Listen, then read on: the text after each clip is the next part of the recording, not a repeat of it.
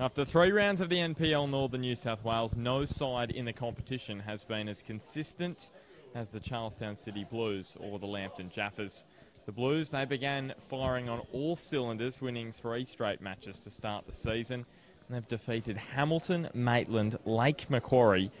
But by far the biggest test comes this afternoon against the defending champions, the Lambton Jaffas, who have had an indifferent start to this season, phasing in and out of their round 1 win over Edgeworth before falling asleep in round 2 against Magic, where 3 points seemed signed, sealed and delivered. Last week, though, they hit their stride, putting 4 past Western, and the engines may have taken a while to fire, but they are most certainly on their way to full potential now.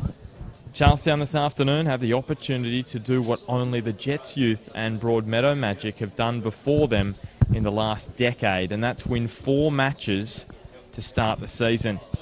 While Lambton, they have an opportunity to record their best start to an NPL season and go top of the table. So it's all set up for us this afternoon at the home of the Blues, Lull Oval. As we see the 2 sides coming out onto the park. The key news lineup-wise for the Lambton Jaffas, Ryan Griffiths. He was in the side last week. He drops back to the bench. And Michael Kantorowski, he's out with injury. So 2 changes to their starting side last week that defeated Western 4-1. Coming into the side is Pat Brown and Dane Greentree. He returns after he was their leading scorer last year, Pat Brown, and he scored twice this season. Ryan Griffiths, he scored a brace last week. His first as a Jaffa, so he's back to the bench. Just had an injury concern with the groin, but he is fit enough to play off the bench this afternoon. And Joe Wheelhouse, a real surprise. He is back for the Jaffas. He's on the bench, and he has the opportunity to make his first appearance for Lambton since that grand final win over Edgeworth. For Charlestown, they just make the one change from last week's win against Lake Macquarie. That was a 1-0 victory at Macquarie Field.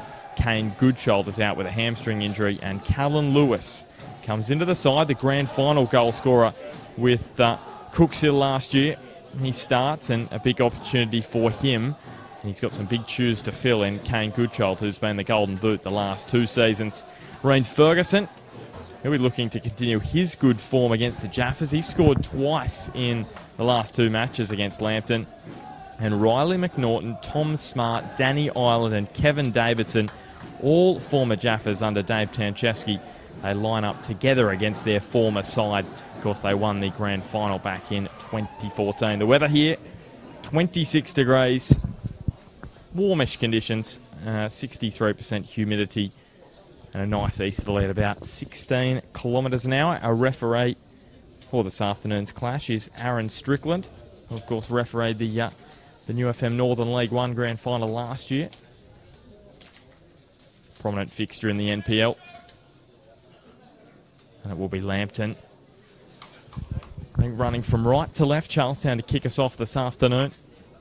It's Callan Lewis and Scott Smith, the 2 men who will have the burden of the attack this afternoon. And Chris Turner, I think this afternoon the question is asked whether Charlestown are the real deal against the Jaffas. Good afternoon, Ben. Well, but you know what? You can't fault their start, that's for sure. They've had a flawless run so far. Key for them today is that Kane Goodchild is not in this side. That's a huge blow for Lambton, as we see. Nathan Verity just slip over, and Riley McNaughton try to whip that one in. They haven't had a great run of it recently, Charlestown against Lambton Jaffas.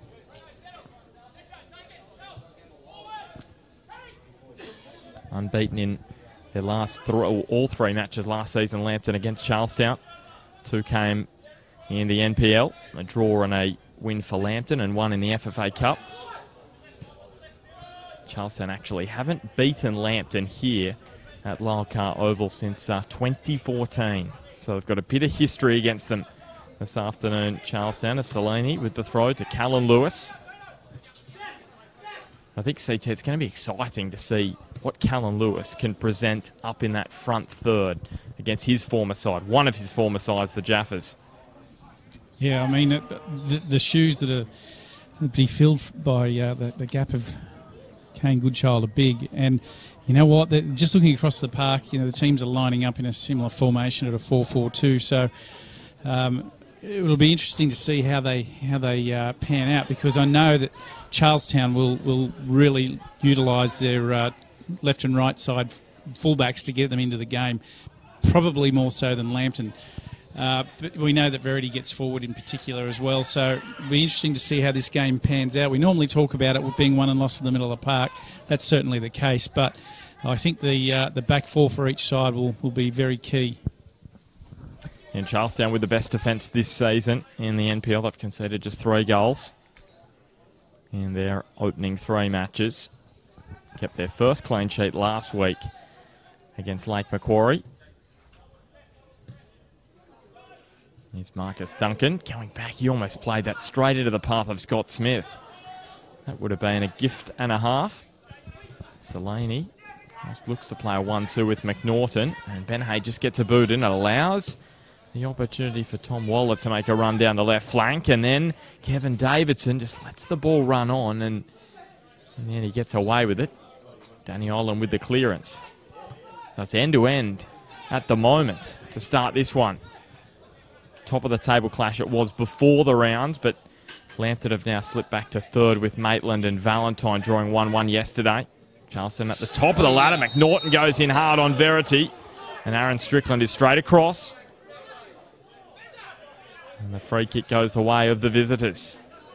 I heard your reaction, CT.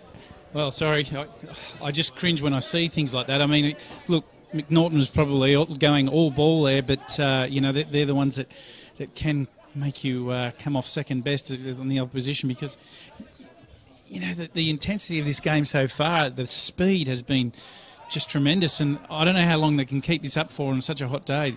The game's got to settle in, but it's just not happening just yet. Ben Hay goes back to Sessions.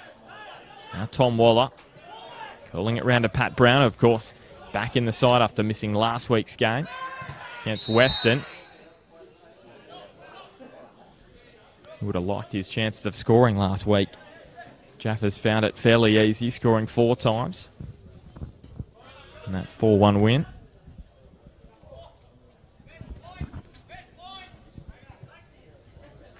So it's the second best attack in the competition in Lambton, up against the best defence. So that's where the challenge will lie for both sides. Can the Jaffas break through that watertight defence of late? They've just conceded once in their last 2. Thanks a lot to those 4 men at the back in Davidson, Milicevic, Salini and Tom Smart. There is Salini to McNaughton, who plays against his former club for the first time this afternoon. Riley McNaughton scored in Charlestown's first home match this season in that 3-1 win against Maitland back in round 2. They were impressive that afternoon, CT. We were here. They were, and I thought McNaughton in particular was very strong that game. I was speaking to his coach, Dave Tancheski, before the start of the game, and he said he didn't have his best game last week, but he's done well through the week of training this week, and he's hoping he's going to bounce back like he played here 2 weeks ago. So if he does, Lambton are going to have their hands full in containing him, because he was very good at picking up balls that were played from the back four, in particular Salini, who was finding channels into Goodchild and Smith and then running off those guys. So that's going to be a key for them. Here's the long throw from Verity. He's got a lot of distance on that. And Lambton, it's Pat Brown that's gone down in the box. Waved away by Strickland. And now Matt Tulgi. Friendly fire between Hamill and Sessions. They both went in hard. Players going all over the place there, CT. You can really see the intensity of this clash between first and third on the ladder. Well, a fair bit of real estate came up then from Sessions, I think it was, and also with Hamill. But this is what it means, that these guys know that both sides are going to be around it when it matters at the end of the year, and to get 3 points here today will really be a big, strong lift at the beginning of the season. These tackles like this are going to happen, and just hopefully no one will get hurt. But at the same time, the ground has got a little bit of give on it. I went for a walk out there earlier, and you can see some of the players are slipping over. So it's on. There's Daniel Miners picking up the ball in the midfield. Now Callan Lewis. Spots Rain Ferguson. Back to Tom Smart. Now Callan Lewis and Marcus Duncan. Back on the ball for Lambton. Here's Ben Hay. It's a terrific ball. Pilots it low across the ground to Griffiths, who whips this one towards the back post. Ireland with the outstretched glove, and he has got a touch on it. So it will be a Lambton corner.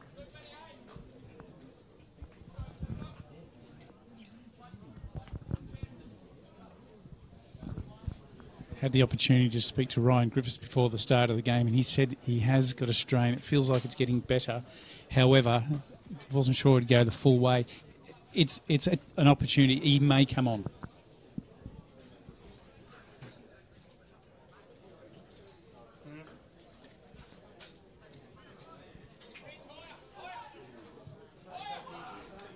There's the corner, and it's well over hit by Joel Griffiths. And just relieves the pressure on the Blues.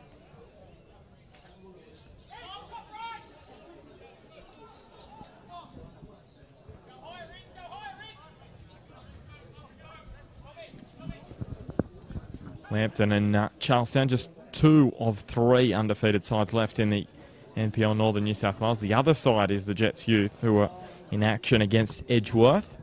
Same time at Jack McLaughlin Oval, kickoff-wise. We'll keep you up to date with all those scores around the grounds this afternoon. Alternatively, you can check them out on the Bar TV YouTube channel.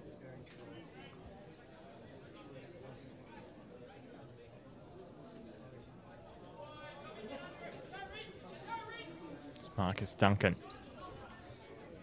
This is back underway. Griffiths.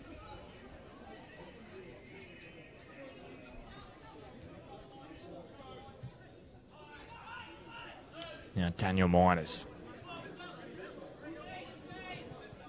Finds Salini just against the touchline. It's Charlestown. Look to make something happen here. Just over 5 minutes gone now in this round 4 match of the round in the NPL Northern New South Wales. Fairly even opening. Plenty of physicality and intensity, as you'd expect.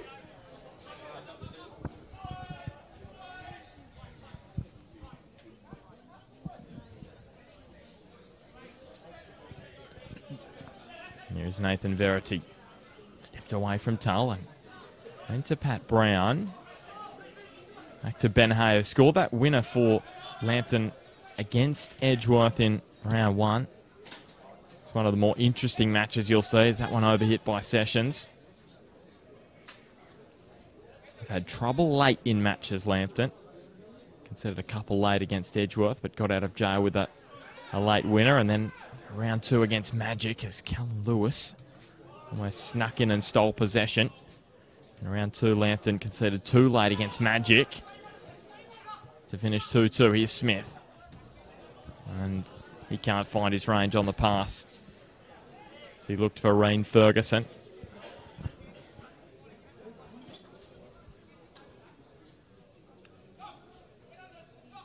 Without Smudge today, Bart. Yep. Where is he this week? I think it is another children's birthday party. He did tell me. I've honestly forgot. Something family. So family is all good. So don't hang too much on him for not being here. We're being in with the family. It's all right. All right, that's fair then. Here's Tom Waller. He brought that down well. Former Jets youth man. Here is Ben Hay. And he whipped that into the box. I thought there may have been a handball from McNaughton. Here's Nathan Verity. Gets a bump from behind by Matt Tull and gives away the free kick. I'd call it decent range, but maybe a couple of metres just too far out, and that's why they take a little shorter. And Tom Waller looking to find Pat Brown at the back post. He just couldn't quite get the power that he required. We did see Bren Hamill 2 years ago hit an absolute thunderbolt at South Cardiff. He scored a couple of free kicks, Bren Hamill, from that kind of range.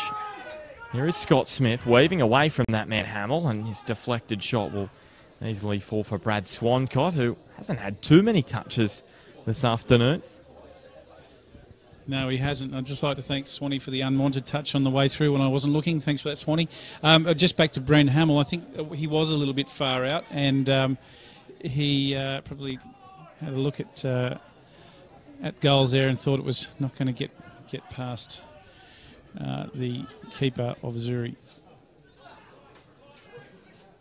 being Daniel Ireland. So, look, the pace has slowed just a fraction, but it's still got plenty in it. But well, here's the break from Ben Hay.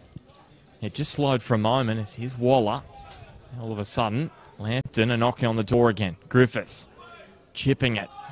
Inch perfect to Waller, who curls it back again, and Pat Brown was rising. Looking to make a return with a goal this afternoon. Here's McNaughton now looking for Callan Lewis, and that's what Lambton don't want to do. Give him this kind of space. Breaks down the left. He scored 15 goals last year for Cookshill United. Now Matt Tull. McNaughton gets bumped to ground by Duncan.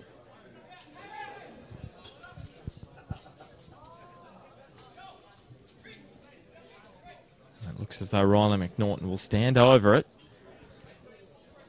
Will he go for power or precision? You'd think you'd need a little bit of both from this kind of range. Reen Ferguson also standing over the ball. So it will be McNaughton. He'll just loop that straight to Brad Swancott. Not enough power or accuracy on that free kick. Yeah, a better option would have been just to dink it over the top of the wall. Well, that's a more common approach for players to do that, and just put it just out of the reach of the keeper and just make it very uncomfortable so that effectively in a pinball situation. I'll tell you what, CT, we've seen a lot of players lose their footing early on in this one. Yeah. Like I said, out on the pitch, it looks okay from here, but it's soft underfoot. And even though the heat of the day, it just hasn't totally dried it out. So it is a little bit soft, and suited to the screw-in type boot today. We had a little bit of rain at the start of the week. Been fairly decent weather over the weekend, though. Here is Nathan Verity. Finds Waller. And now Ridge Marpu just can't bring it under his control. The man with the Midas touch, Ridge Marpu, I should say, scored the match clincher in the grand final last year. Here is Miners now. Reen Ferguson.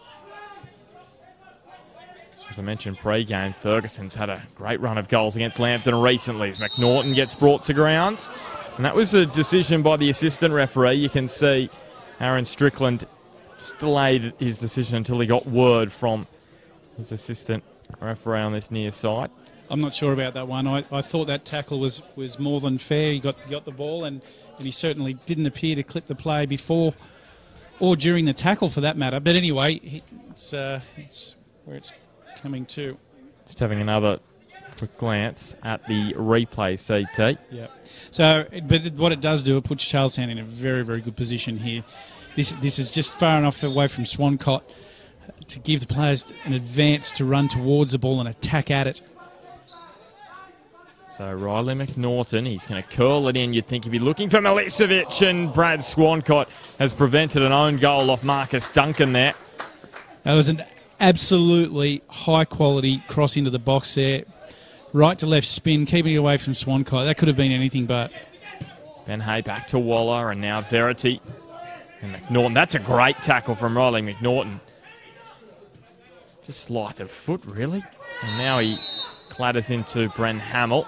Gives away the free kick. So Lambton happy to give away a few free kicks inside their own defensive third. Well, I'm not sure their coach will be that excited about it, but what it is doing is Bren Hamill saying, I'm playing in the middle of the park, I'm going to muscle up today, and if you're going to get past me, you're going to have some work to do. He's made his intention very, very clear that he's there for the fight. Here is Riley McNaughton whipping it in towards the back post, and arriving was Matt Tull. Gee, he doesn't score many, Matt Tull. A bit like a deer in the headlights there, he just couldn't quite get his boot around the ball. Well, I don't think he had a great opportunity. It looked like he got him off the bottom of the studs. Well, fascinatingly, CT, we'll come back to that in just a second as the ball crosses the line. He scored 1 goal last year, Matt Tull. It was in round 4 against the Jets youth here at Lull. Almost had another round 4 goal. Here is Brent Hamill to Duncan. And again, we're back down the other end of the ground. Very much an end-to-end contest this afternoon. And that save from Swancott after the Duncan might hit the backside of Duncan and almost crept inside the far post. That's probably the closest we've come to a goal thus far. Just over 16 minutes gone, CT. Here is Brent Hamill. Looks to play 1-2 with Brown. Still going, Hamill. Hasn't opened his account for Lambton yet. Here is Brown. And into the side netting. Danny Island looked to have it covered. But it was worth just being on his toes there. Never know, deflection. And it's in the back of the net. Just had a quick chat to Daniel Island before the game. He said he's feeling great. He's right back in for Charlestown. He's right in the swing of things, and him at good form is an asset for the club. And with the side he's got in front of them, you know, there's no accident that they're where they're sitting at the table at the moment.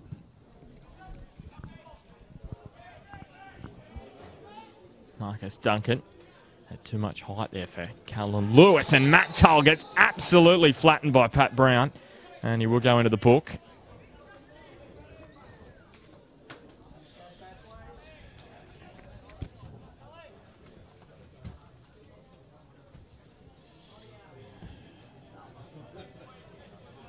I think that was a knock to his head as much as anything. A bit hard to tell, but he's a tough character. He just shook it off and got back up. Got himself into the box ready to go again, so that's just a sign of Matt Tull. The free kick a little deeper, so Milicevic has the duties. He'll just chip it wide. Looking for Ryan Ferguson. Ferguson looks to take on Duncan. Scored the 1 goal this year as Ryan Ferguson. Here's Brandon Hamill with the clearance. A free kick relievingly will go to Lambton. What have you made of the opening 19 minutes, CT? Look, it's been a start that is reflective of semi-finals football, to be honest. Like when teams are putting it all on the line, and I would have expected that they'd come out a little bit slower and look for a bit more possession, but it hasn't been that. It's been some big, strong clashes in the middle of the park in particular, and there's been opportunities at both end and flowing end to end. So this is a sign that both these teams are desperate to win. Griffiths with the nod on. Pat Brown is quickly after it, but Milicevic out-muscles him.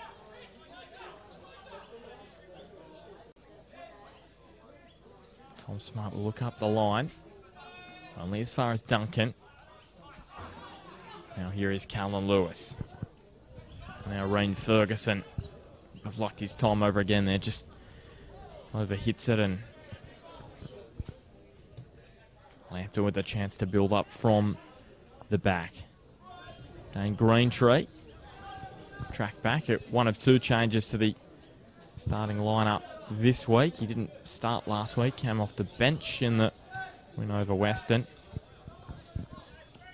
But just a quick text from Smudge. So he's at a Kindy barbecue right now. And, plenty of snags on offer then, CT. There'll be plenty of snags, no doubt. Doesn't mind a sausage sizzle, does he, Smudge? He'll be straight into it, snout in the trough. Here is Kevin Davidson. Matt Tull. Now McNaughton. It was decent close control, but then back to Lambton. Waller looks to play infield. Now Brent Hamill to Verity.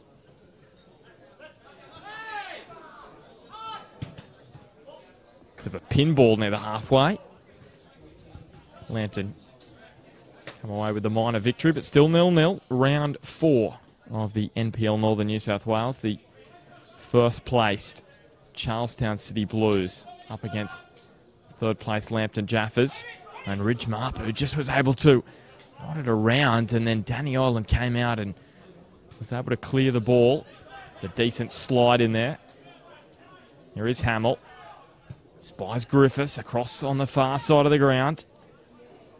Had some territory there, Griffiths, but sold it short on Duncan. And now Charlestown have caught Lambton asleep at the wheel here, and Scott Smith could go 1-1. Smith comes to Swancott, and Scott Smith continues his good form for the Blues. That's his 4th of the season.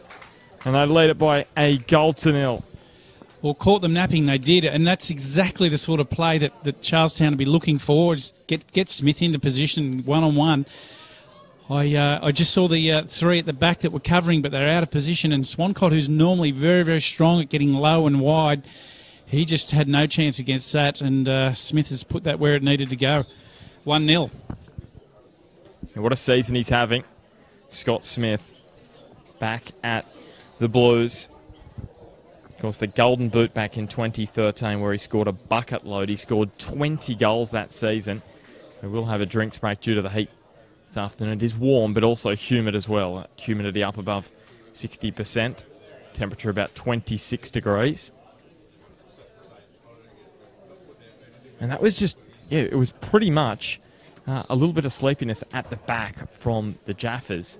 Not being aware of the quick throw, well taken, and Scott Smith, he's not going to miss from there, is he? No, he's not going to miss many from there. But if we go back a couple of plays, we saw Brent Hamill on the ball. He picks out Griffiths, and Griffiths was under a bit of pressure, and the ball turned over, went out. Quick throw, very quick throw. It's away, and Smith is on, and the speed that he has, and the angles that he ran were just perfect to get in behind, and that he did. As I said before, Swancott's normally very, very strong there. I wasn't sure which way that was going to go, but at the end, his finishing was way too strong. But while we have got a quick break here right now, CT, I will tell you that we have got a score from that match at Western. Western have just equalised thanks to Declan Payne, the NPL correspondent for Northern New South Wales. He's just let me know he's up at that game. James Virgili opened the scoring for Broadmeadow Magic, and Tegan Marcus, great to see him doing well this year. He's equalised, so it's 1-1 in that one. In the bottom of the table clash, currently Adamstown and Lake Macquarie. That one is 0-0 at Adamstown Oval.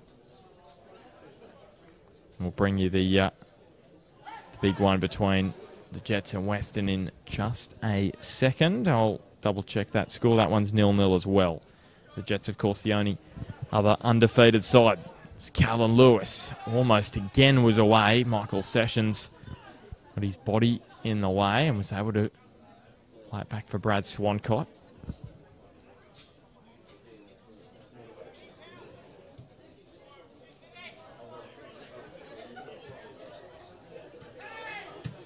Nathan Verity. Now Tom Waller. Couldn't quite keep it under his control. It won't matter, though. Verity's back on it, and back to Waller. 3 men coming across. Salini, Matt Tull and McNaughton, and he wins the free kick.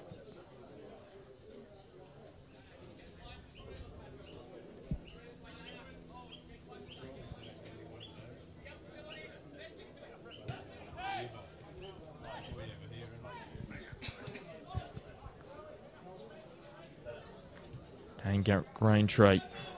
Now to Marcus Duncan.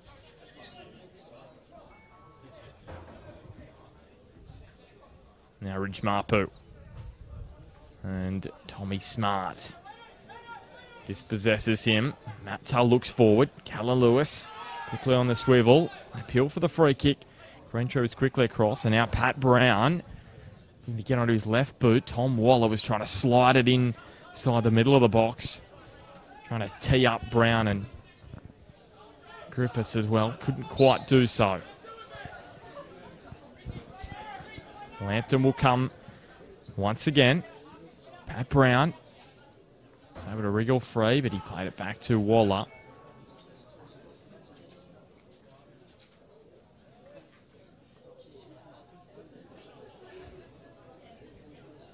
Lambton trying to find much-needed equalizer after conceding just before the drinks break in this first half. Scott Smith with his 4th of the year. 1 behind. I should say he's still 2 behind James Vigili, who did have 5 going into this round, but with that goal up at Western, goes to 6. And Magic and Charlestown doing battle in a few weeks' time. That should be battle of the 2 striking heavyweights. Here is Waller. Got a bit of work to do, though, here. Charlestown defensively. Griffiths rose. Scored a double last week, Joel Griffiths. Couldn't quite get on the end of that cross from the corner from Waller, I should say, as Greentree is patrolling a defensive half for Lambton currently. It's Tom Smart and Ridge Marpu. Smart uses his body well to just allow that one to trickle over.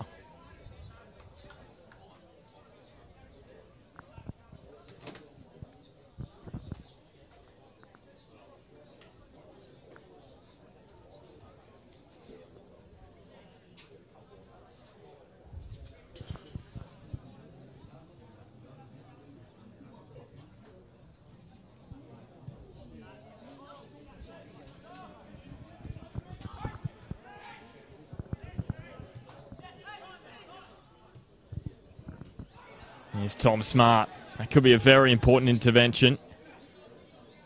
And he's run into a wall of yellow shirts. McNaughton nodding over the top, but Soncott is there.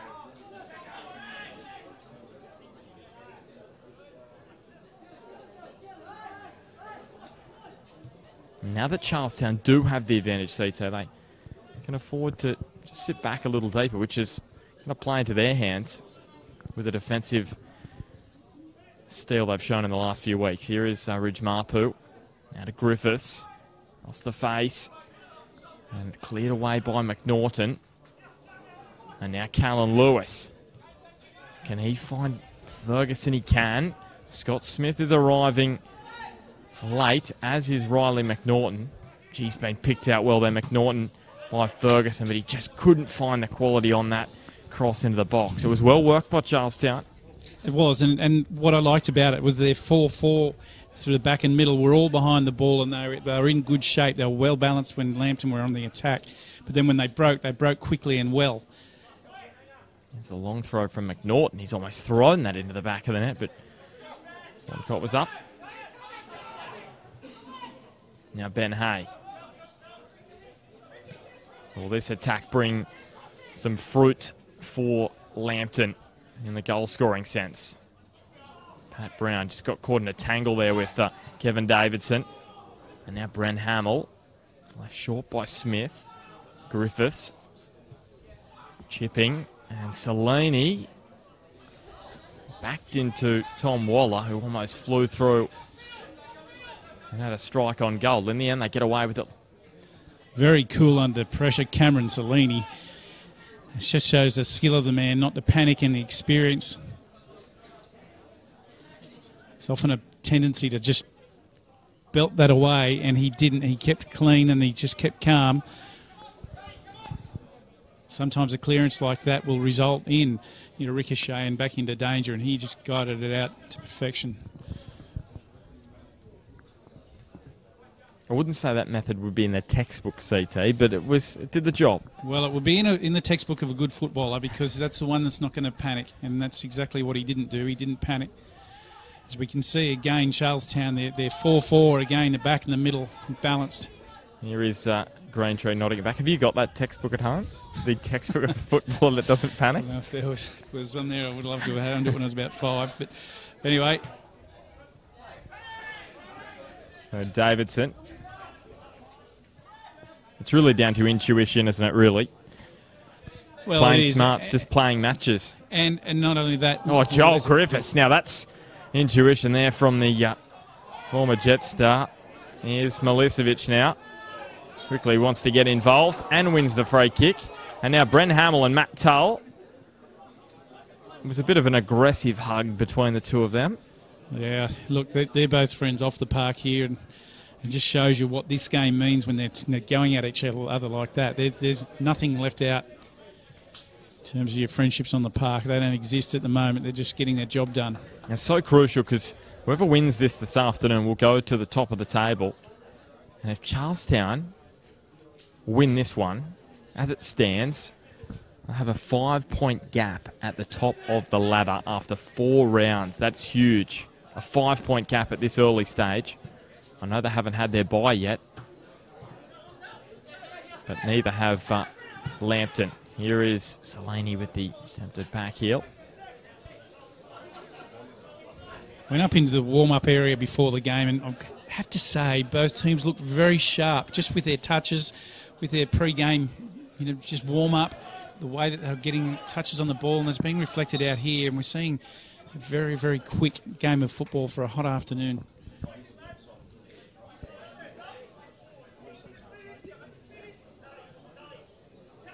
Yeah, it's had the quality of 2 sides who are in the top 4. Brent Hamill. Not only that, you have to look in front of us, so you won't be able to see it on the screen, but the crowd this grandstand's at capacity, and there's a lot of people at this game particularly on this side of the park this afternoon.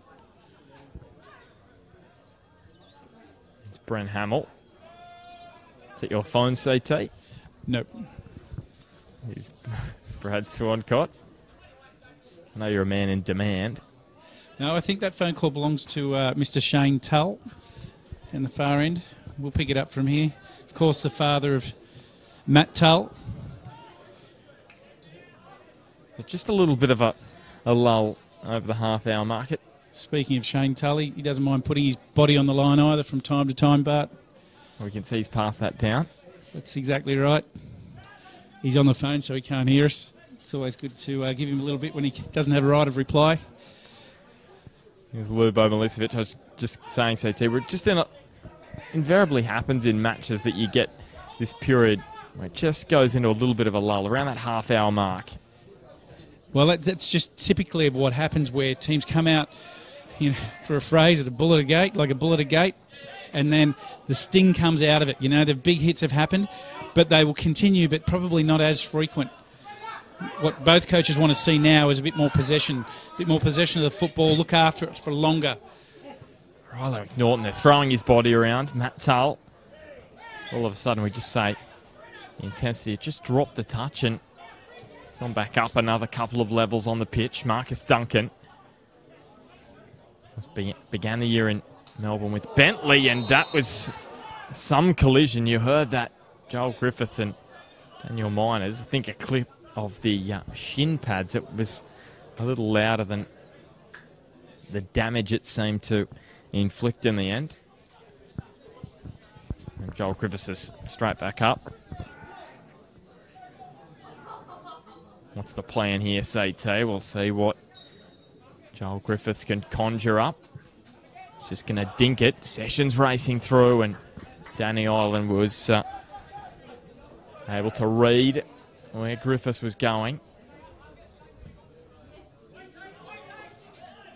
And he will hoof it clear. Callan Lewis quite bring it down. Greentree. Now here they are again, nipping at each other's heels. Hamill and Tull. And now Tull has tried to tackle Hamill. I think they're loving it this afternoon. Brent Hamill and Matt Tull. Well, both players enjoy the contest, and whilst just mention their friends, they're going to go at each other all afternoon. Hopefully neither of them will get injured as a result. But you can just see what it means to them. Here is Tull. Ferguson. Just couldn't quite get the purchase on the strike. Looking for his 3rd goal in 3 matches against Lambton. Scored in the last 2 matches in 2017. Most recent was a 2-all draw back in round 18 last year. And Lambton won 2-1 in round 7 here at Lull. Callan Lewis now. Here's McNaughton. That was a lovely ball. And somehow Smith doesn't add to his account this afternoon. Rain Ferguson will win a corner. Oh, what's going on? What was that, CT? He was trying to somehow backheel the ball, flick it up to himself. Not sure. He looked back, Ferguson, like someone had hit him, but I think it was just the phantom. To be honest, he looked around and was surprised there was no one there. I'm going to check this out on the replay here, CT. I felt like he was trying to flick the ball back up to himself off the fence. Well, a good ball Here in. it is. I might just have a quick... No, don't quite know what he was doing. His mind is with that Who one. knows? Let's get that on the NPL show, CT. Note that down, 36th minute. What was Reen Ferguson doing? Later. Here is Bren Hamill chipping forward. He didn't have anyone making a run down the right. Ridge Mapu was more central, and he had a bit of territory to make up. And Bren Hamill back on the ball. Lambton a little, I should say Charlestown a little slow to drop back. Ferguson getting back now. It won't matter though, because they've won the ball back via Tom Smart. And now Lambton leave that right flank open, and Smart looked to have overhit it. McNaughton had to get on his bike, but Verity cut it out anyway. And now Waller just slips through the gap. Pat Brown had the option of the line, instead he goes towards the box, and McNaughton calmly chests it back, and Charlestown just get the chance to recalibrate and go again.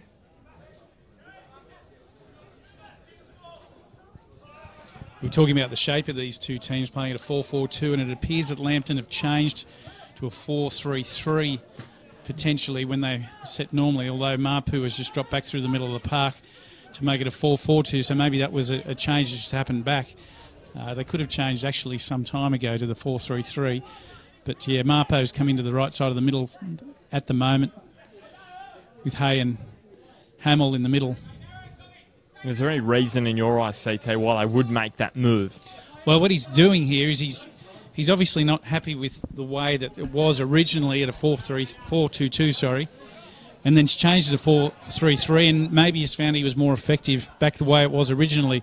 But bringing Mapu into that right-hand side, what it does is it gives him a lot of pace in attacking forward, and so that's going to cause some problems for Charlestown.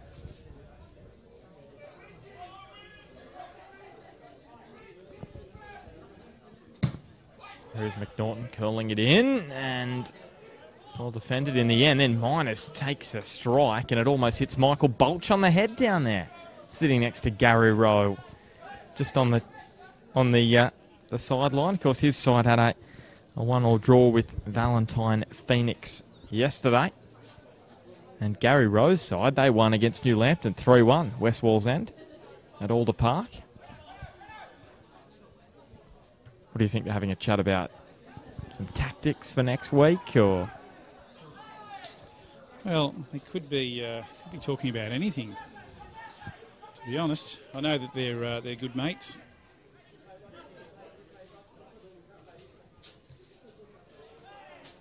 So Ridge Mapu and Milicevic just come together, but Lambton win the free kick.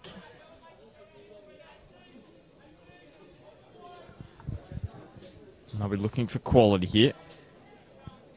Joel Griffiths is going to stand over it. Look to chip it into the middle. Hamill. Back to Griffiths. So it would be Ben Hay. Ben, just to get a word from Michael Bulch. I think it was 2 weeks ago he wasn't meant to be in the park, and he wasn't, but if he was here he wouldn't have been that excited about his game. But good to see him here, definitely inside the park today, Ben. Well, yeah, he's making up for lost time, I hear, CT, because he couldn't be here 2 weeks ago. That's right, and sitting next to Gary Rowe, of course, coach of West Wallsend, and giving a little wave. I think it was to us, maybe one of his other mates out in the park. Anyway, it's good to talk to you, Michael. Good to see you back in the game. Actually, that wave was at Brad Swancott, not at us, Ben, so we won't feel disappointed about that.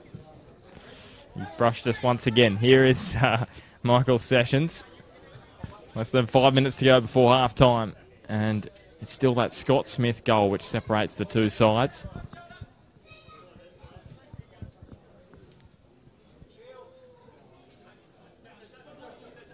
Salini to Callan Lewis. Had a difficult half. Really hasn't got as much space as he would have liked. Lambton have kept him under control. And to be honest, CT, there hasn't been that many golden chances apart from the goal, which Scott Smith put away.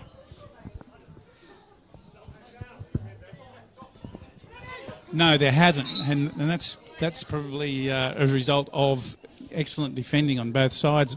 I think, a key for Charlestown has been getting their numbers behind the ball. They've blatantly left their two strikers up front, and everybody else gets in behind the ball and has made the effort to do so. Lubo Milicevic has been directing the traffic and making sure that happens, and the team has complied. Bren Hamill now looks forward, and that one to no one in particular.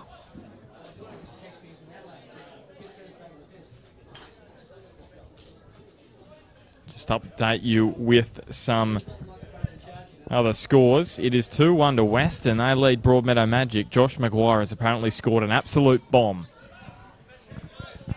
So I'm thinking that'll be close to our goal of the week this week. So we'll have a look at the best goals of the round on the NPL Northern New South Wales weekly show this Thursday, 7 p.m. on the NPL Northern New South Wales Facebook page.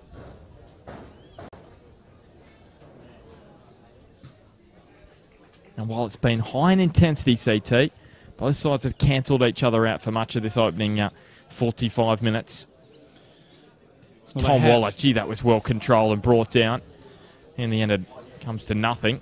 They have, Bart, and there's been a lot of tackling, a lot of turnover, and a lot of big hits, and that's a result of two teams that are desperate to win.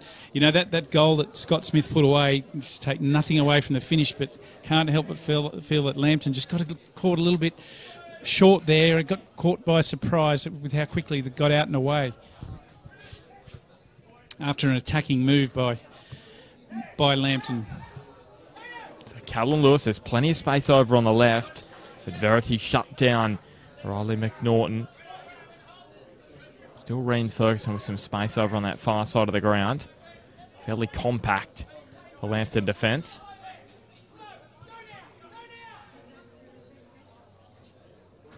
Smart. Out to Ferguson. Great turn from Ferguson away from Marpu. Duncan returns. Miners looks to distribute and finds Callan Lewis. Now Matt Tull spots McNaughton and put it on a dime. McNaughton back to the middle. Smith. Well, what an opportunity that was. And he had more time there than he thought. He sure did, and the ball in from McNaughton was just absolutely spot on, which has not been the first time today that he's delivered a quality ball like that. And Scott Smith, he'd love to have that again, because you're exactly right, Bart. He's probably just had that a little bit more time. He could have even taken maybe a touch before he put it away, but certainly made sure he got some more leather on it than what he did and got it away. Well, it seemed to be an eternity which he had there, CT, Scott Smith. So much time. Swancott just gets right underneath that one. Salini now to McNaughton. It ricochets off the head of Sessions and our Miners. Milicevic. Charlestown just having a little bit more possession the last 5 minutes or so. Callan Lewis now. He's given some space. And he put it on target. It falls for Ferguson, who was offside. That's a great save from Brad Swancott as Charlestown just create a couple of good chances before half-time. Into stoppage time in this opening half. Griffiths quickly looks to play it on to Marpu, but Miners and Milicevic read the danger.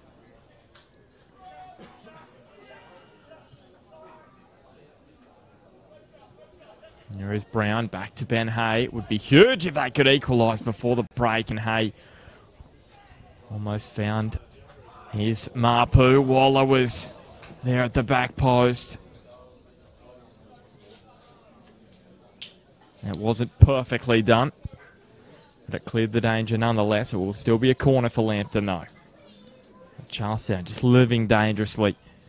There's a couple of chances created by both sides at the end of this first half. Waller whipping it in. Pinball in the box. The spin from Verity. Milicevic with the head clear. May fall for Ben Hay. Gets it back onto his right. Now for Hamill. Try to step away and get a clear view on goal. He couldn't do so. And Aaron Strickland will call the first 45 minutes to a close here at Lower Car Oval. It was a very intense first half. Plenty on the line with the top spot on the ladder going to the winner of this afternoon's clash. And it was Scott Smith who found Lambton napping midway through the half, just before the drinks break. And it's the sole goal from Charlestown's all-time leading goal scorer, which is the difference between the two sides at half-time. So it's Charlestown City Blues 1, Lambton Jaffas 0. At the break-in, Chris Turner, we said very intense first half, but probably not too many chances until that last 5 minutes. There was probably more chances in that last 5 minutes than we saw the entire half. Yeah, I think you're exactly right with that. But where the opportunities are going to come in the second half when the game does actually slow and teams get a little bit more possession about what they're doing. So, this half at the moment that we've just had has been one that's just been pretty much a battle. Both sides battling against each other, lots of tackles, big tackles, and lots of turnover. However, the message at half-time is likely to be get a hold of the football, keep the ball for longer periods and get some better build-up than what we've had. And the teams that are going to do that, you work your way back into the game, into the other opposition area and create some more opportunities. Bart, and I think that's going to be the success for the winning team this afternoon, the team that can do that better and for longer. Well, I just want to know from you, those late chances, is it going to be more of the same in that second half? Because we saw a little bit of fatigue at the back end of that first half. Do you see like those chances are really going to open up now? Is that just a sign of things to come? I think that we're definitely in the last 20 minutes we're going to see some more opportunities. There's going to be, for me, no doubt about that. But don't forget, you've got Jimmy Pascoe. He's ready to swap between a 4-3-3 and a 4-4-2 at will. He's monitoring the game. I know he watches every move, as does Tanchevsky. However, he's swapping his team around, so that may create some opportunities, particularly later in the game. Don't forget, we've got on the bench, we've got Griffiths, and we've also got Wheelhouse and others. And at this point, Bart, I think that those guys will play a part in the game, but I'm thinking it'll be later when it's fatigued, and they may make a difference. Well, we will take a quick break and we'll be back for the start of the second half. It's Scott Smith who's put Charlestown in the lead, and they lead by a 1-0 against the Jaffas.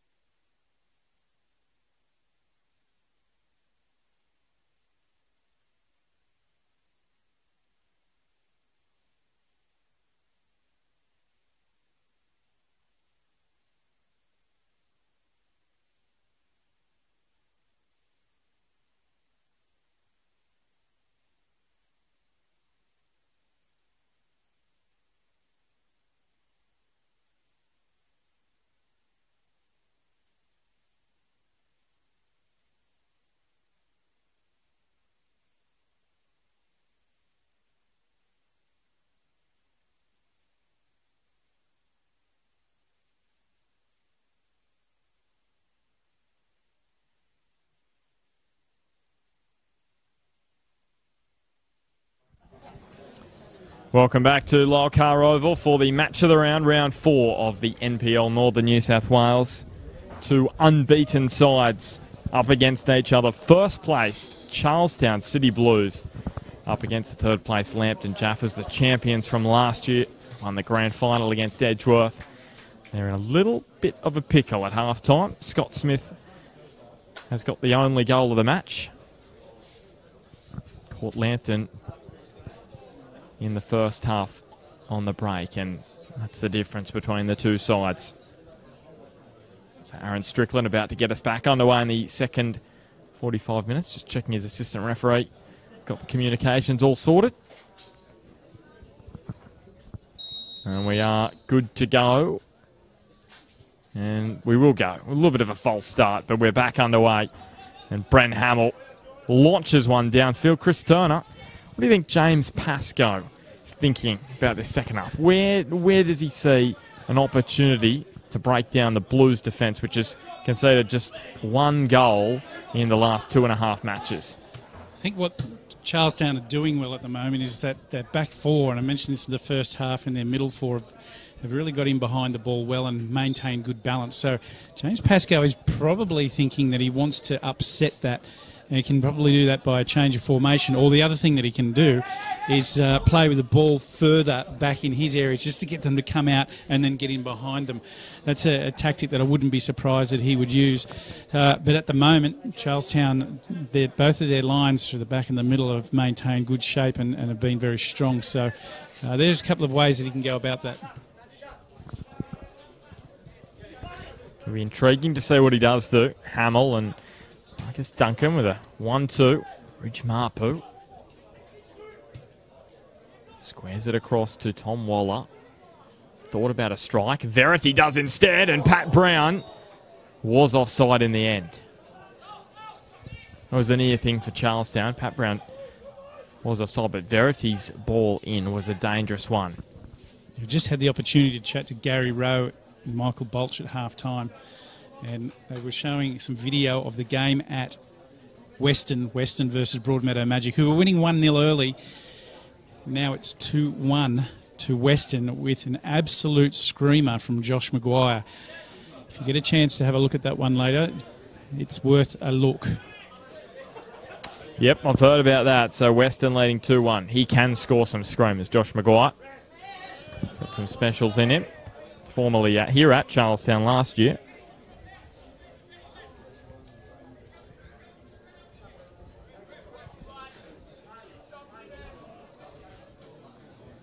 Tom Smart just taking his time here with the throw.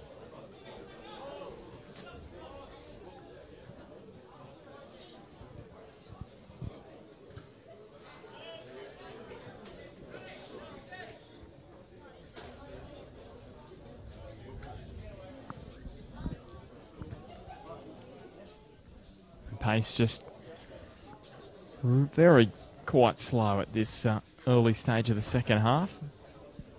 Charlestown in no hurry to get play underway rapidly as throw from Smart. Infield looking for Smith. Quite compact down in that defensive end. Here is the ball over the top. Looking for Pat Brown. It was from Tom Waller. Overhit. Things just not quite going right in the attacking sense for Lambton thus far. They've got enough time to fix it though. Best part of 40 and a bit minutes. That ball from Waller into Brown was not what Brown was expecting. He timed his run perfectly. We're in line. He was onside and away. If it was just played in the pace, probably something either through the channel on the ground or something over the top with a little bit of backspin would have been ideal.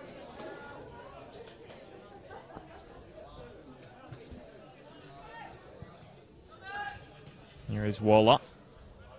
Chipping underneath that one, looking for Tom Smart.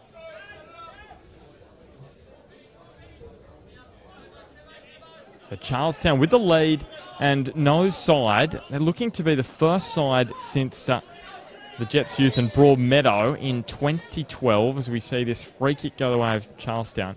No side since Broadmeadow and the Jets in 2012 have won their opening 4 matches to start a season.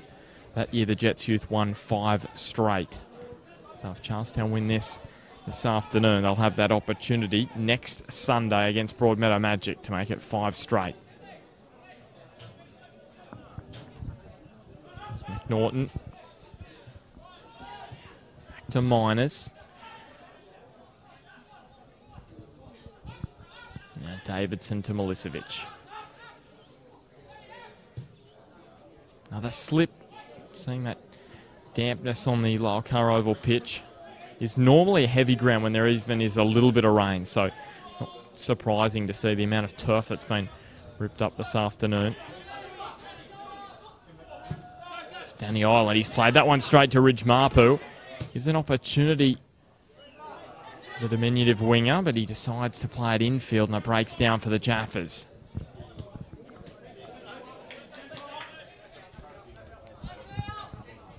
Shoulder to shoulder between Brown and Smart.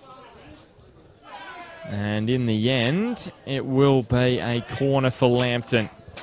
Don't forget, Bart, we've got our Sports Click man of the match. We'll get Baird on that one a little bit later as the game goes on. And our Harry Schnitzel player of the day. And also great to have Intent Recruitment on board this year. It is. Contact David Franze for professional careers in construction, engineering and mining. So get on to Intent Recruitment. Here is Griffiths. Hammer with the header at the back post. A swivel from Brown. It will be another corner.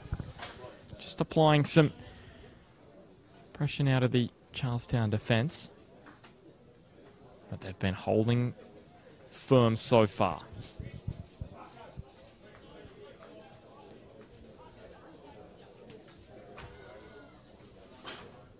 This time it's Tom Waller on the left boot. He got plenty of power on it, and Brent Hamill got just that on the header as well. Not the accuracy, though.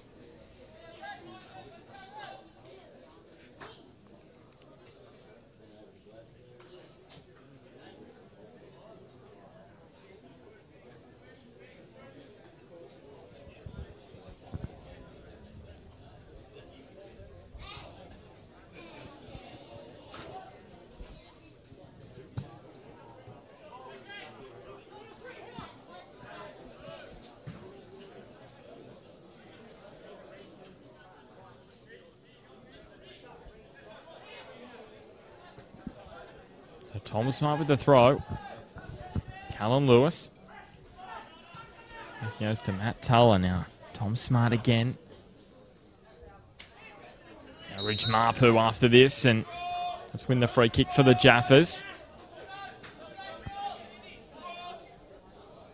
James Pascoe just emerging from his dugout, trying to inspire his side. He just realises they're a little flat at the moment. They haven't gone scoreless in an NPL match. They haven't been held scoreless in an NPL match since 2016. They scored in every match last year. The only match last season where they were held goalless was the FFA Cup match against Edgeworth, where they were beaten 5-0. But Charlestown doing a great job so far.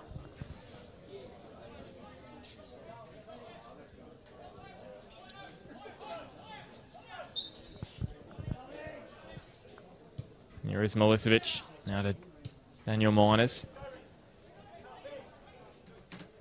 Ferguson. So still a very even start to this second half, CT.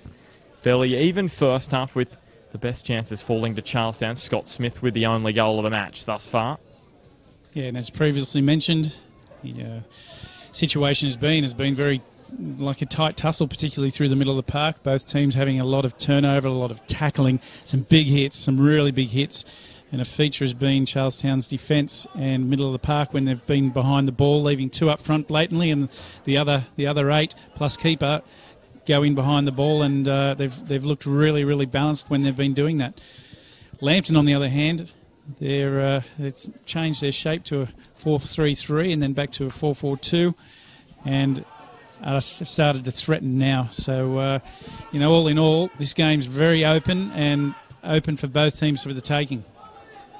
Well, here is Ryan Griffiths, who's just come onto the park. You see that move made by James Pascoe to bring Griffiths on. Hamill tried to go with the outside of his boot to try and find Brown, and Milicevic breaks forward. Scott Smith, a rare mistake there.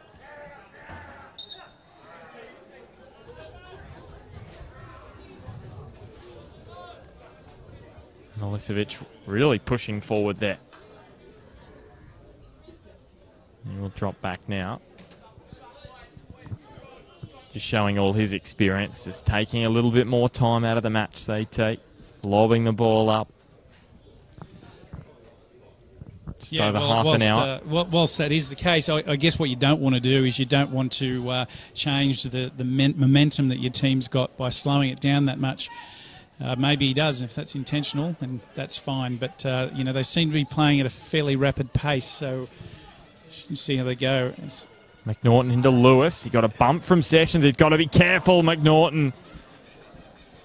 Looking to keep that goal scoring form going here at Lull Car Oval against his former club. Just couldn't quite keep that shot on target. Got the power he wanted. It's a big opportunity missed right there. He was in good position, prime, with a good swing at it.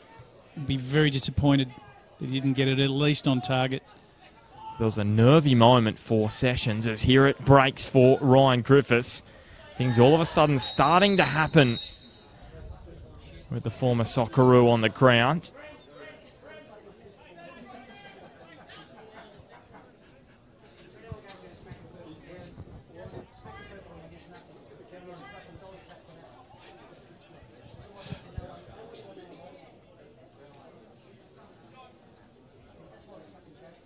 Ridge Marper is the man who has made way for Ryan Griffiths.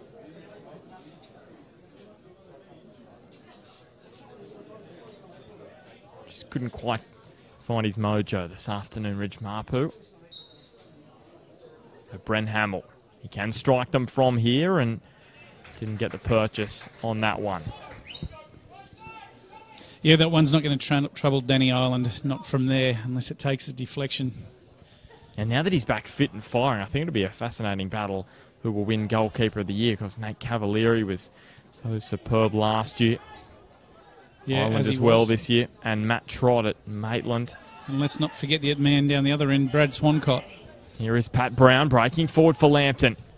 Things just looking a little better for the Lambton Jaffas all of a sudden. Ben Hay neatly slipped away from Miners, and then Matt Tull went down in a bit of a screaming heap and wins the free kick.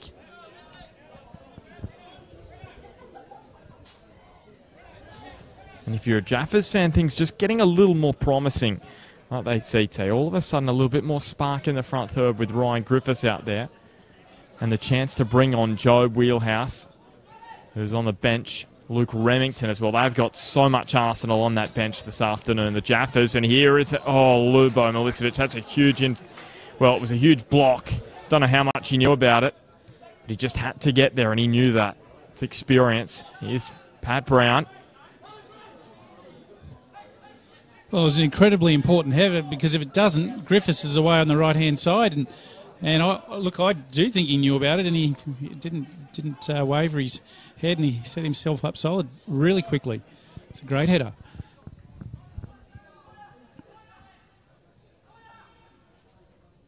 I think he just knew he had to get there and block it in terms of where it hit him. Well, I don't think he knew where that was going to occur. Let's put it this way. He's not going to pull out of that one. He's going to know put it exactly where it had to go, and that's what he did.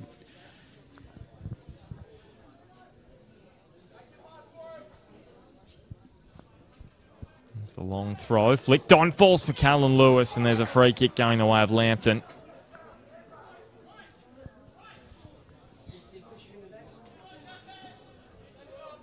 Brad Swancott. He's evergreen, isn't he? He's former Charlestown keeper as well. Played for the Blues for a couple of seasons. Is there a club he hasn't played for, CT? He's been at Hamilton, Lambton, Charlestown. Played for the Breakers as well. Played at Lake Macquarie. Which is interesting. He's almost filled out the bingo card. Well, it's interesting because he spent the majority of his career playing in Sydney, in the Sydney State League, as it was known at the time. I think it shows what a high-quality keeper he is. Lots of clubs wanting him. That's without a doubt. We've spoken about this before. It's, as we can hear him right now, he's always instructing his players where to be, where to shuffle to, where the play is. He understands it.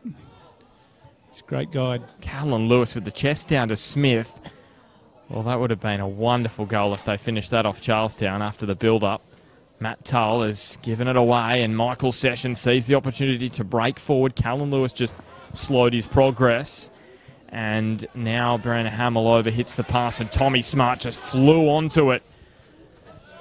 Big tackle by Joel Griffiths because Callan Lewis was running into space down the field.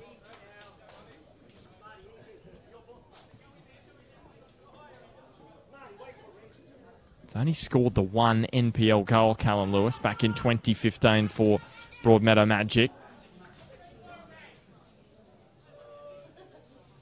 Scored plenty last year for Cooks Hill and just needs to get that confidence in the NPL that he can find the back of the net again. Pat Brown.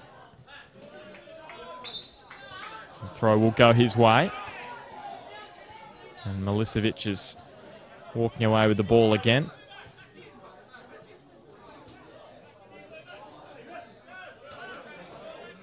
Just using every bit of his experience, isn't he, Lubo Milicevic? Well, he certainly slowed that play down without getting in trouble. Callan Lewis quickly on the turn. Smith, great ball with the outside of his boot. And it's 1-on-1 between Smith and Greentree. And Smith takes him on, gets it on the left boot. Still going Scott Smith. Well, it only needed the finish. That's all it needed because he did everything else, Scott Smith.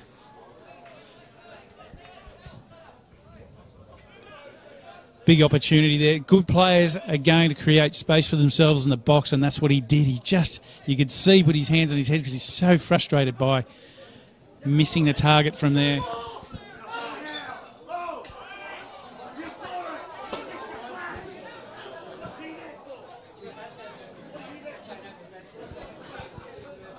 So Lambton with the throw, and Lubo Milicevic has given a bit of a godful to the assistant referee on the near side. He's an imposing figure, isn't he, CT? Would you want to be the assistant referee on this near side?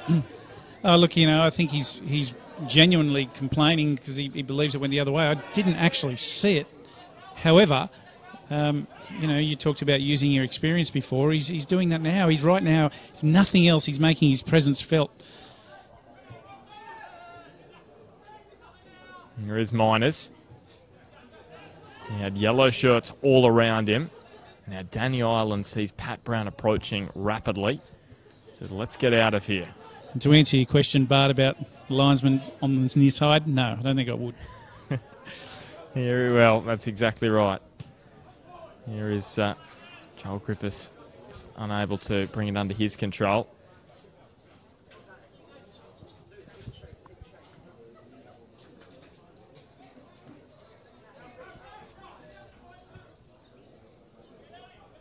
It's Dane Greentree.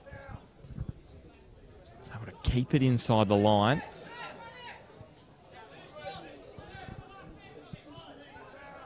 Matt Tull has just flown across the ground. He saw Brent Hamill get possession there. And he flew across to put his mate under some pressure. Tom Waller. Now to Brown. Pass is just starting to stick now for Lambton. Now Sessions. Well, what was I saying, CT?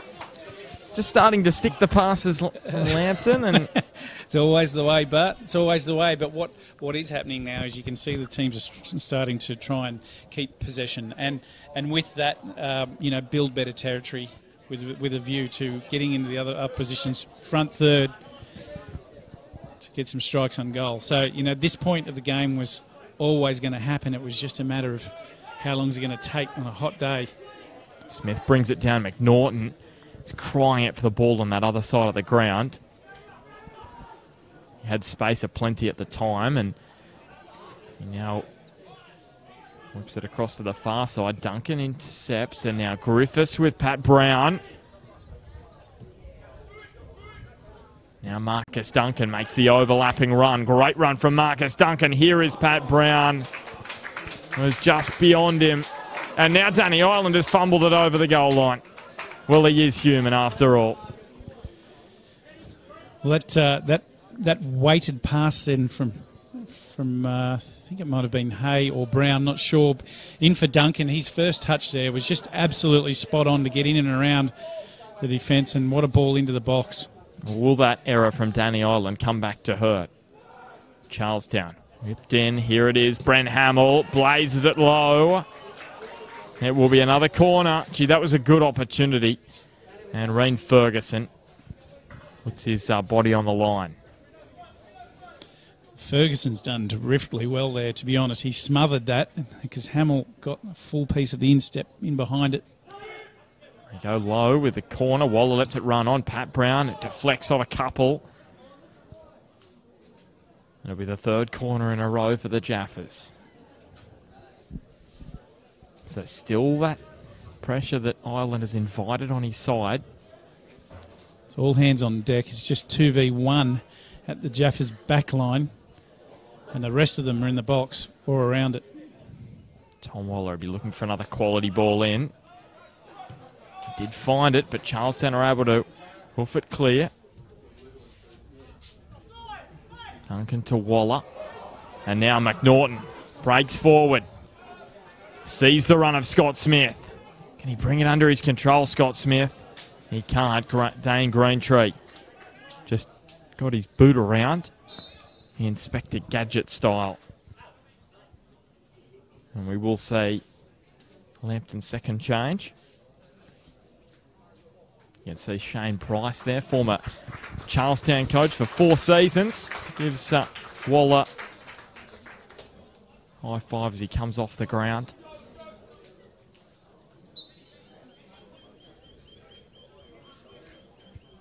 This is his first visit, Shane Price, back to Lyle Carr Oval since he finished up as Charlestown coach last season.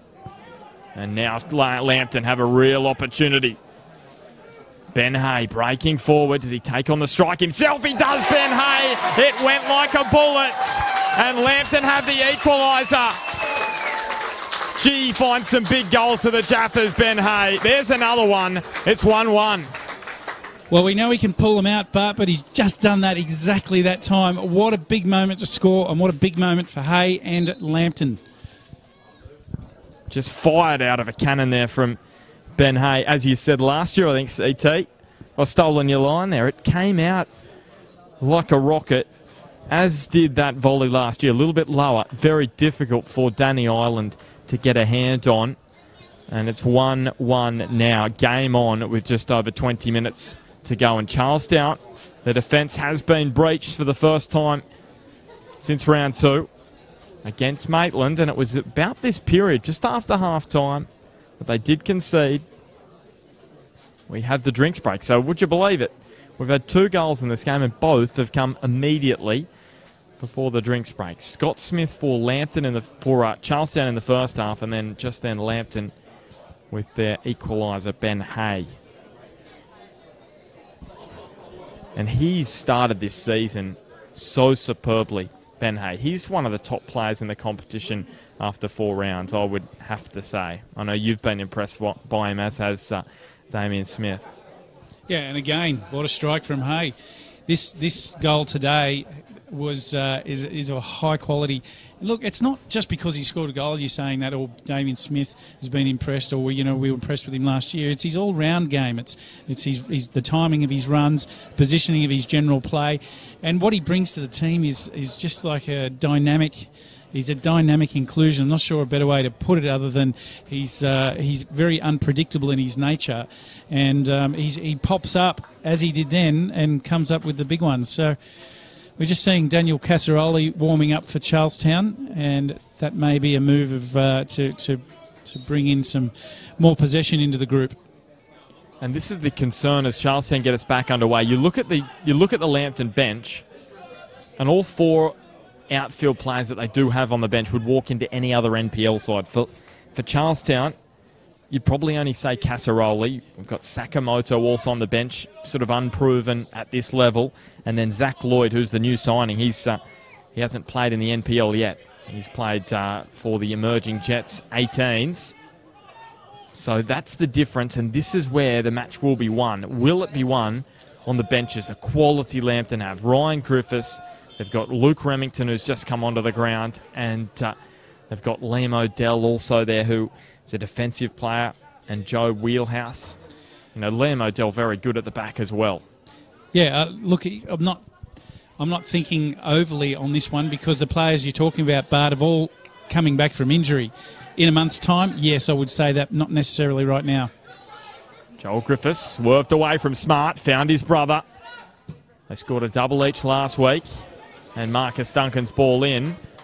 Well, there was no one there for him. Riley McNaughton doing a mountain of work down that far side of the ground.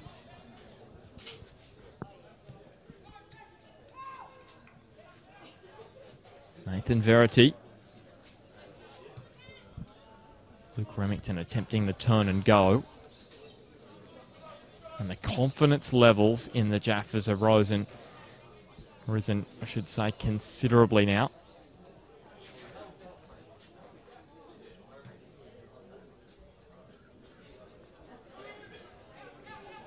Remington now takes on Davidson. Had him beaten for pace, but Davidson with a sliding challenge, and Davidson has just smacked that ball. Somehow it's come back from the other side of the fence because that looked like it was heading towards the beach CT. Hit it with that much venom. Pretty much directly east over to that far side to down to the beach. Beach is a long way from here, Bart, with a football. However, I get your point, maybe come on, the it's bush. Close enough. And there we go. That one's gone over the fence, so ball boy's going to have a little bit of work to do now. It's called hyperbole, CT. Thank you. Do you want to look that one up, or? No. Here's Griffiths. Remington with the chip and go. And McNaughton, gee, seems to be everywhere, Riley McNaughton. Tried to find Ferguson, and in the end he was knocked to ground by Pat Brown in the back plate.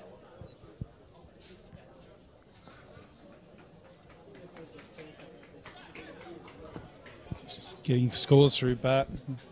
2-1 to Western at Western versus Broadmeadow Magic.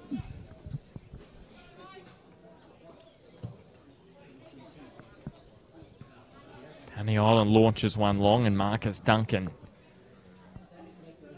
got there first. Charlestown now with an opportunity. Haven't had too many of late because it's been Lambton with control of the match since that goal to Ben Hay. And it was probably about 10 minutes preceding that as well. But Lambton just got back in control since the substitution of Ryan Griffiths, who came on for Ridge Marpu. Ferguson. Now Tom Smart towards the back post. McNaughton was waiting there. And then he gets bumped to ground by Verity. No whistle from Strickland, who allows play to go on. And Ryan Griffiths has Matt Tull coming across. Remington. That's a Verity. Great turn away from Callan Lewis. And now it's Ben Hay again, looking to push forward for the Jaffas. Griffiths. And now Marcus Duncan just keeps it inside the line. Griffiths to Griffiths and Ryan to Joel. And the ball from Ryan was just overhit.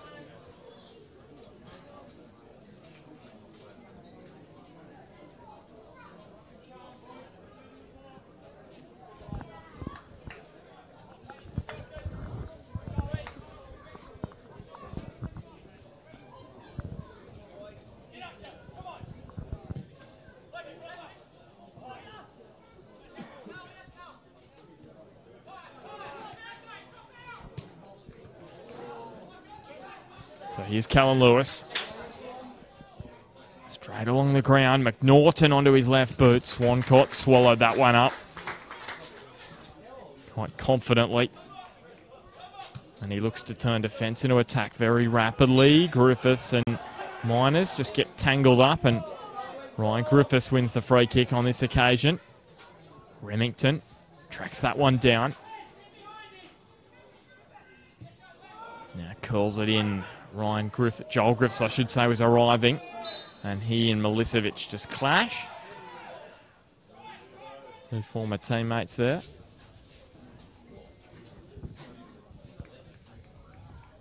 We're now inside the final quarter hour.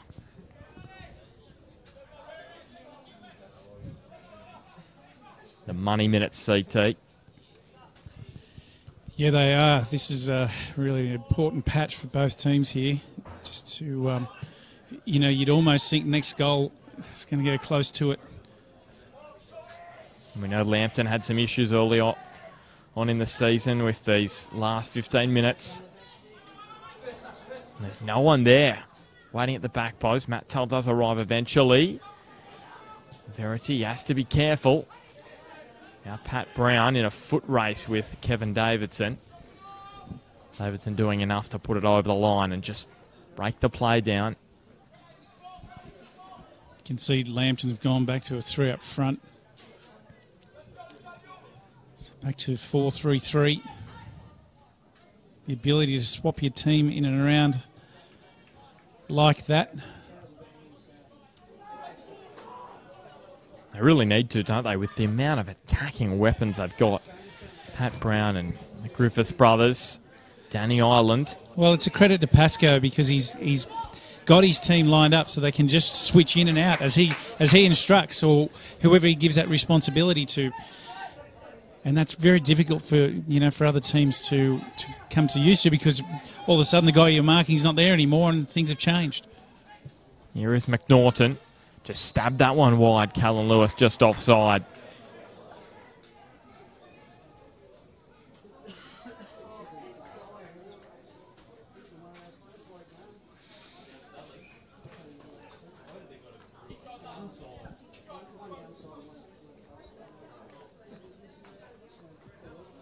Still chances at a premium. Very much so. I feel it's just going to take one opening, and it's going to need to be taken. Because both defences have been watertight this afternoon. Just a goal apiece, and it's taken a couple of moments of brilliance. Ben Hay for Lambton and Scott Smith catching Lambton napping in the first half. Yeah, and when we're talking about Sports Click Man of the Match, there's a couple of names right there. Riley McNaughton's another one that springs to mind very easily. Matt Tull again, he's done some hard work in the middle. Riley McNaughton has done a mountain of running. And Matt Tull, it's another player that's had a great game today. But there's still a lot in this one, Bart. There's Callan Lewis trying to bring the ball down. Couldn't do so. What have you made of his performance this afternoon, Callan Lewis? Look, he's come in and he's done a job. Here's Pat Brown through the lines. Has Ryan Griffiths, decides to go himself. Pat Brown, can he get it on the left boot? He could. But as he was falling, he just scooped it up and over. And it will be Callan Lewis who makes way. Yeah, he's done a job. He's come on and done just fine, exactly what his coach would be after. And he's been a good partner for Smith. Just couldn't quite get himself in the positions that he would have liked to score this afternoon, but Lambton have done a great job on him defensively, especially with Michael Sessions and Dane Greentree. Look, sometimes you just need to, as a striker like that, you just need to make your runs, be in the play, be ready to receive the ball and keep the defence busy. And I think he's done that. Here's Milicevic. Well, he's run straight into the shoulder of Ryan Griffiths, who has a little bit of a chuckle. He saw himself surrounded there, Luvo. Yeah, as he had a chuckle as well.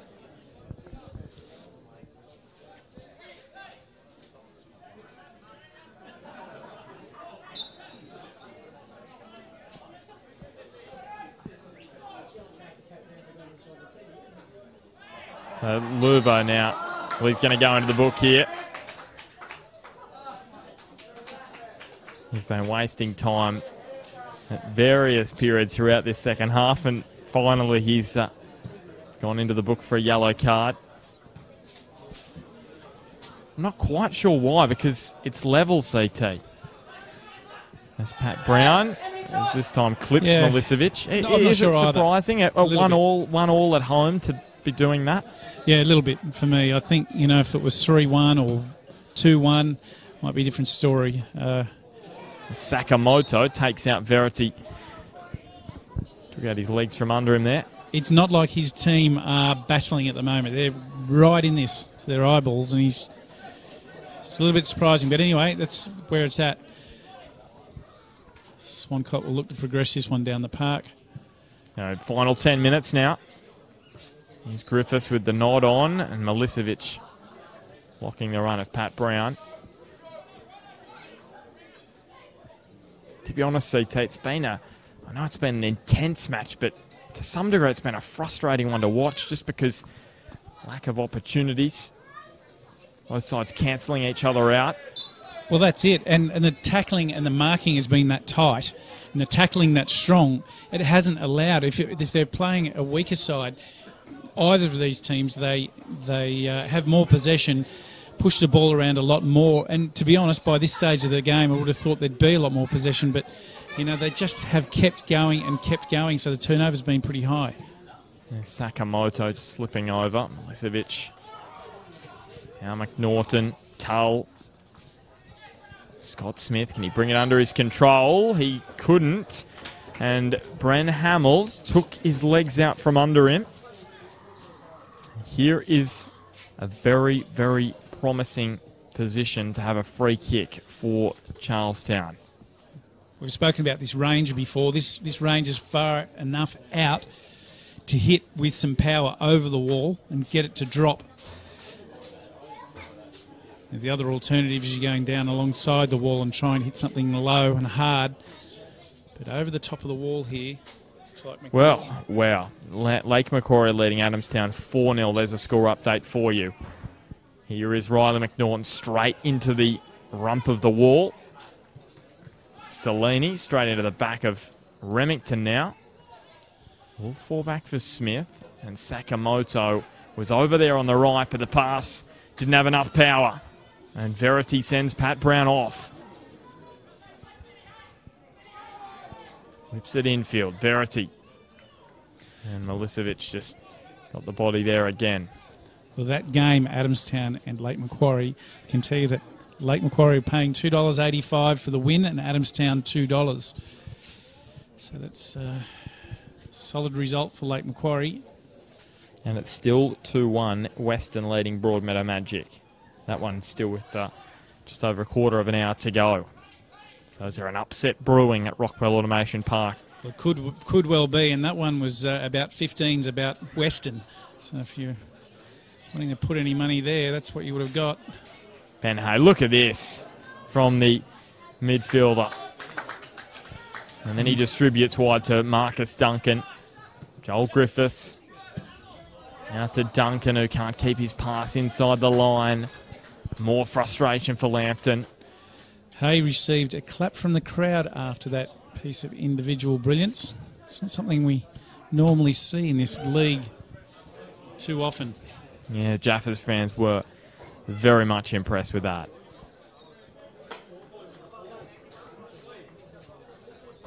But again, the game just slows down. The ball taking a while to get back into play.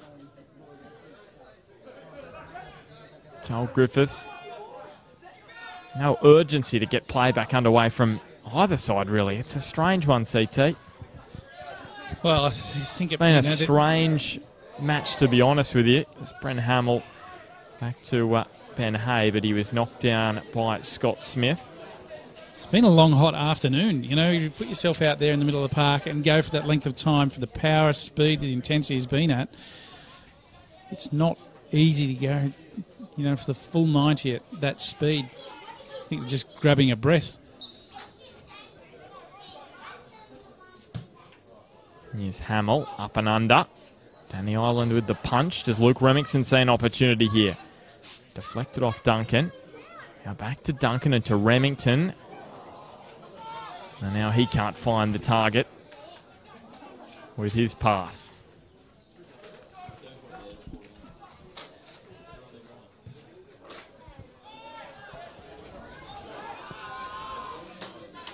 Brent Hamill just keeping Sakamoto at arm's length, who in the end was able to do enough to dispossess him, and Smith, he overhits it. Gee whiz, the quality just falling away at the back end of this one.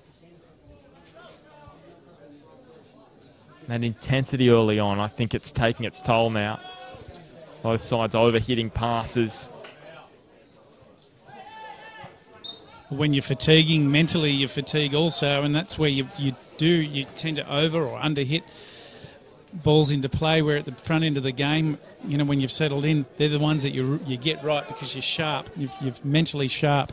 But at this point of the game, it's a lot more difficult because you're worn down.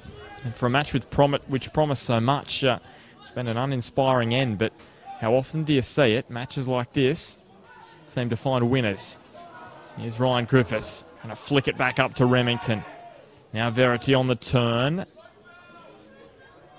He's got his boot stuck there with Daniel Miners, and Charlestown will have possession and look to break forward. Tom Smart looks to go direct to Sakamoto. Dane Greentree had too much space for Japanese import.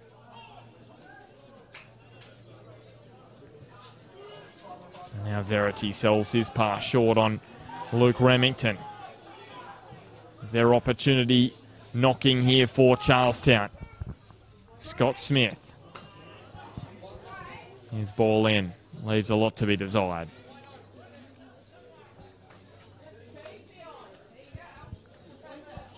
Well, to be honest, it's as poor as a finish to a match I've seen this season, CT. It's been such a disappointing end to a match which, you know, you really thought had the opportunity to go to another level. It's not over yet, Bart, and there's enough quality out in both teams to get something late.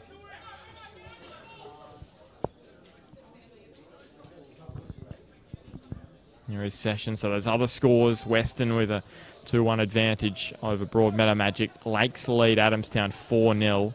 Gee, Adamstown, it's not looking good for them at the moment. And it's 0-0 Edgeworth and the Jets youth. The Jets, the only undefeated side, along with Charlestown and Lambton, who will remain undefeated if the scoreline stays as it is now.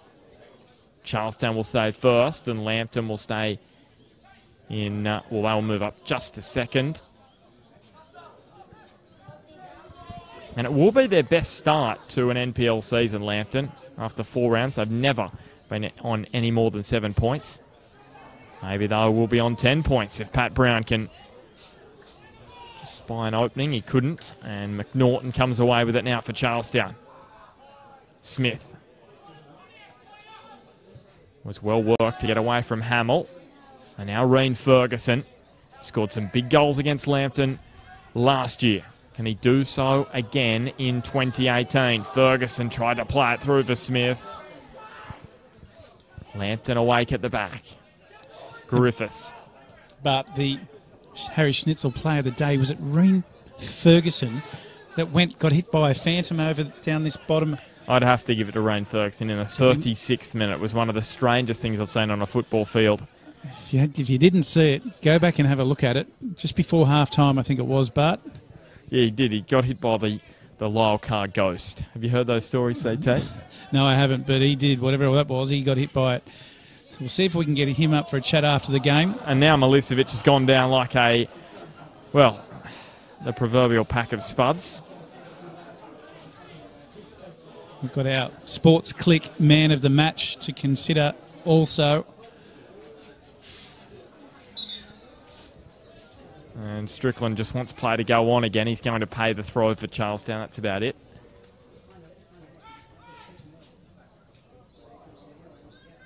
Scott Smith turns away from Sakamoto and then loops this ball straight to Brad Swancott. So can he go quickly as we near the final seconds of regulation time?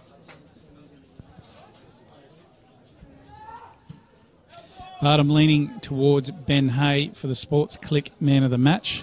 What are your thoughts? So am I at the moment. Let's see what Remington can do here. Pat Brown tried to open up that left boot. He was taken away from goal by Davidson. And now Reen Ferguson again with some open pastures ahead of him.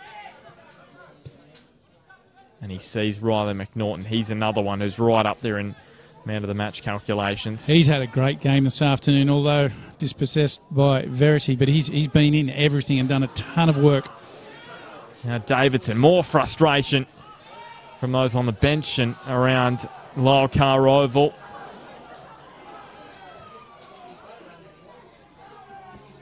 Now the Charlestown fans are unimpressed. It's been a simmering, frustrating, warm afternoon. And we've also had a late change, so it's going to be a Charlestown debut for Zach Lloyd, formerly of the Jets youth, comes on. He's played in the 18s for them in the under-20s competition. Makes his Charlestown bow off the bench. And here's Davidson. And now Scott Smith. Can they conjure up one final opportunity, Charlestown? Sakamoto brings it down. Still Sakamoto brought to ground on the edge of the penalty area. Nathan Verity will go into the book.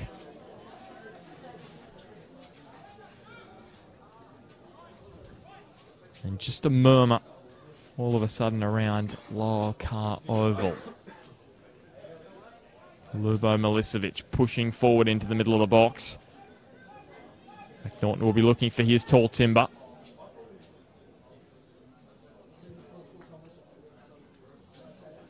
Tull in there as well. So here is McNaughton. He goes low. Cleared away by Lambton. It'll fall for Davidson, and McNaughton will whip it in again. It was low and it was fast, and Lambton with all hands to the pump at the moment.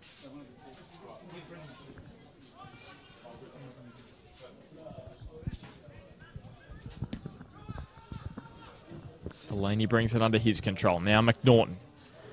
And into the side netting.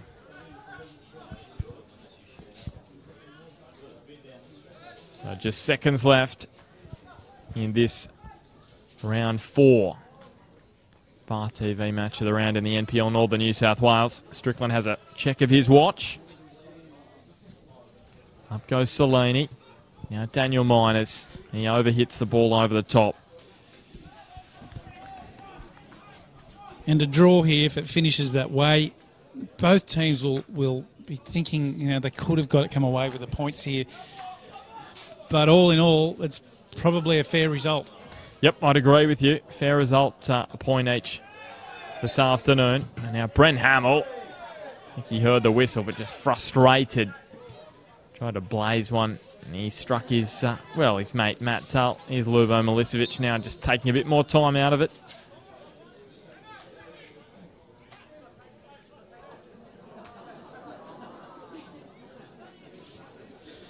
Well, Lubo's made a point very clear. He's not taking because he doesn't want to get another yellow, which means red. Here is Tom Smart. He'll leave it. Sakamoto, it opens up. Sakamoto to win it for Charlestown. You would not credit it. It's blue murder. Charlestown have stolen all 3 points this afternoon.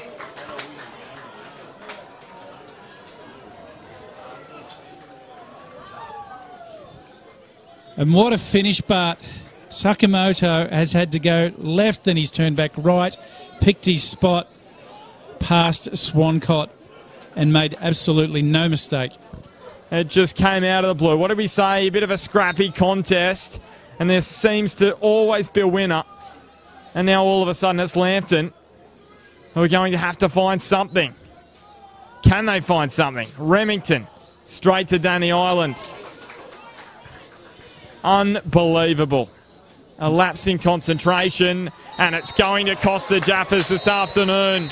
2, in fact, you would say. And the Blues go 5 points clear at the top of the ladder. And they are setting some kind of marker for the rest of the competition. And Lambton, well, they lose for the first time at Lull Oval in just over 3.5 years. Lambton just at the back end there, conceding a late goal to Sakamoto, the young Japanese import for the Blues. You'd sense he's made himself a cult hero here at Charlestown this afternoon. So, finishes at Lull Oval. Charlestown City Blues 2, Lambton Jaffas 1. And you just can't quite believe it. After that second half, it was pretty scrappy. Not the best half of football, probably one of the worst we've seen in the matches of the round this year on Bar TV. But Charlestown take 3 points and they win 4 matches in a row. They become the first side to do that since Broadmeadow Magic did that in 2012 along with the Jets Youth, and next week they'll have the opportunity to make it 5 straight wins. Only the Jets Youth has done that. They won 5 straight, of course, in 2012. The only side to do that in the last decade of action in the NPL Northern New South Wales and the NBN State League, as it was previously called. And we will be grabbing Ben Hay or Riley McNaughton. I'm just trying to double check. We have got Riley McNaughton, Charlestown with the win. So it's Riley McNaughton who is our man of the match this afternoon, our Sports Click man of the match. A reminder also about Intent